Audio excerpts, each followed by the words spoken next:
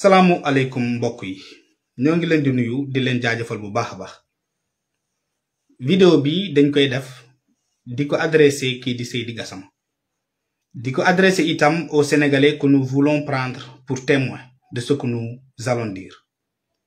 Seydi Gassama dafa def benn sortie bu triste bu malheureuse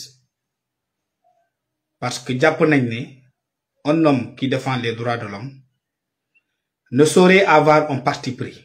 Depuis un bon bout de temps, Seydi Gassama a opté pour défendre les droits d'une certaine classe de Sénégalais et ignorer les droits des autres. Ce n'est pas ça le principe qui gouverne les droits de l'homme. Monsieur Seydi Gassama, vous avez presque insulté des colonels en retraite ou à la retraite. Vous avez quasiment insulté, tenté d'humilier des commissaires à la retraite. Mu nekk quelque chose de très dangereux pour la paix de ce pays. Ñëpp xam nañ ne on traverse une situation dangereuse, une période de crise sans précédent qui risque de plonger ce pays dans une situation de non-retour. Parce que tout simplement, ceux qui sont visés, ce sont nos forces de l'ordre et de défense. Que nous avons la responsabilité de défendre, après qu'il ait défendu ce pays, contre une certaine barbarie. Contre une tentative de destruction de nos acquis démocratiques entre 2021 et 2022. Les forces de l'ordre et de défense. Si vous ne pouvez pas les vanter leur mérite ou leur courage, si vous ne pouvez pas le remercier, qui qu'il puisse être, en service ou en retraite, taisez-vous. Il ne le mérite pas. Monsieur Seydi Gassama, où est-ce que vous étiez, vous qui défendez ce parti, cette organisation politique arrivée au pouvoir? Quand fille qui Parcelles Assainies, un jeune manifestant, peut-être un infiltré, a pris cette brique et a tenté d'assassiner un policier. Qu'est-ce que vous aviez dit? Quelle initiative aviez-vous prise, vous et votre organisation?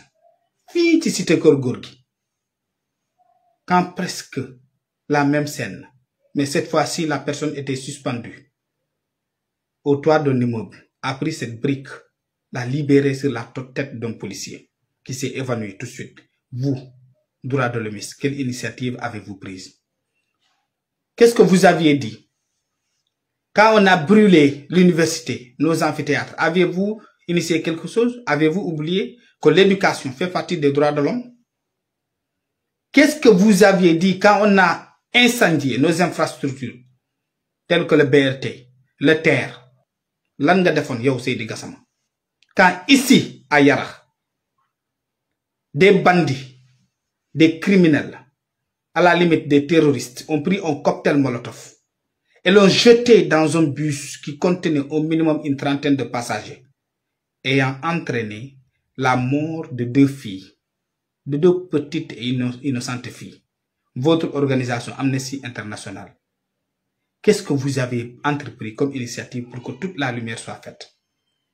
Pour tous ces 86 personnes dites décédées, tuées, assassinées entre 2021 et 2024, votre organisation ne veut-elle pas que toute la lumière soit faite? Qu'on puisse identifier les responsables. Qu'ils soient des infiltrés, qu'ils soient des gens, des mercenaires, qu'ils soient des nervis, qu'ils soient du pouvoir et des forces de l'ordre. Vous ne voulez pas, ne voulez-vous pas que toute la lumière soit faite? Vous et votre organisation. Sans prendre à ces colonels, sans prendre à ces commissaires, n'est pas digne de votre posture. Ils ne le méritent pas. L'Imoy Sénégal. Et pourtant, on nous a dit que vous aviez défendu les homosexuels. Et pourtant, on nous a dit que vous avez défendu la vente libre du Yamba. C'est ça vos droits de l'homme. C'est ça le Sénégal. Je vous remercie.